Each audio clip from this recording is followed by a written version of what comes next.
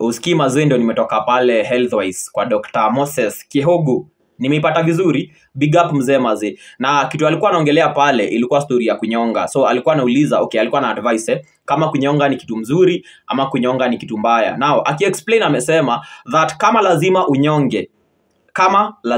unyonge, make sure that hautumii sabuni, because sabuni inaingia hapo hivyo kwa deki, inafunika mucous membrane. Daktari nimeipata ama anawaambia jaba. Like inaweza affect hiyo shughuli, lakini sasa acha tuanze penye alianza. Now akibonga alianza na the bad side. Alikuwa anasema that kitu ya kwanza kuna reduction of semen volume.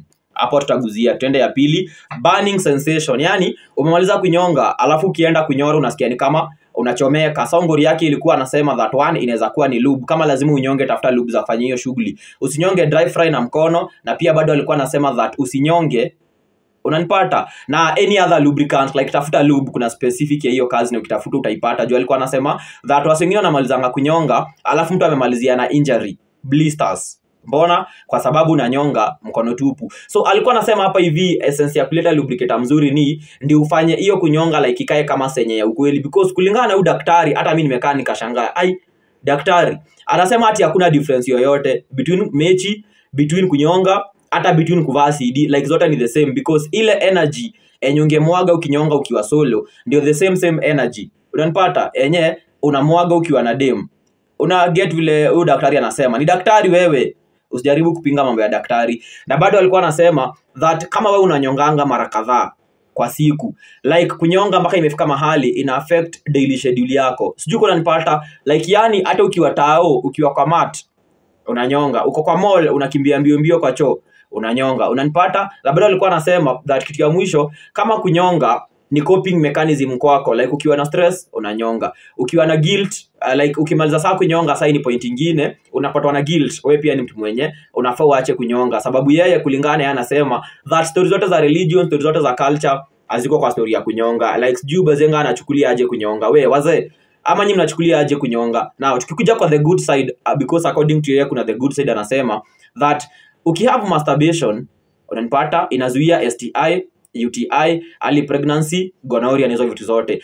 Kama kunyonga itafanya usifanye criminal activity, hiyo saa ni kama for example uko kwa keja kuna kashuri kadogo, ama for example kuna mtu mwenye unaweza najisi hapo, like ukinyonga itakusaidia wewe kuavoid kuenda korokoroni. Juu sasa unajua ushapata postnat clarity, kitu yako itakuwa clear. Kitu ya mwisho ni si ya mwisho, ingine ni kama kunyonga inakusaidia kukupatia confidence. That's if kama unapatana na partner mpya, unanipata. So anasema that kuna wase wengine wenye wanga wana prefer wananyonga, ndio sasa round 2 yao wakiingia mechi dem atadhani ni round 1, anashangaa na huyu jamaa ame last long, kumbe huyu jamaa mazee alikuwa ngashaji shughuliki ile pande nyingine.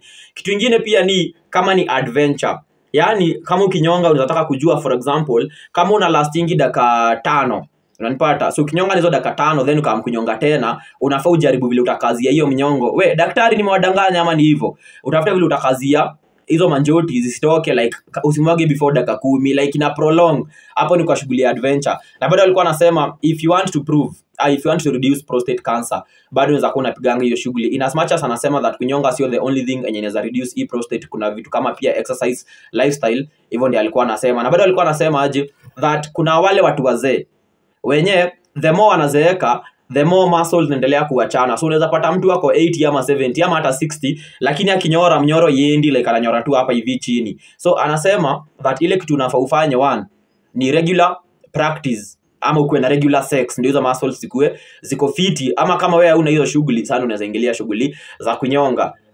Hebu niulize hapo hivyo kwa mambo za kunyonga bana, nyinyi mmesikia aje hiyo mambo juu? Tena amesema kama lazima unyonge, usifinye deki hapa hivi kwa kichwa ati because kuna ma vessels zinaweza zikapasuka. Like ukinyonga ujaribu kufanya hiyo shughuli yako ya kunyonga ukae kama mtu mwenye ako mechi, like kama ni senye unatengeneza ikuwe ni senye yako legit. Na pia kama unataka kutoka lazima ufanye vitu kama kusoma, yani ujikeep too busy tu, ama ikiwezekana kabisa you get a partner. Sio mimi nimekuwa nikisema hizi vitu zote, ni Daktari Moses Kihogu.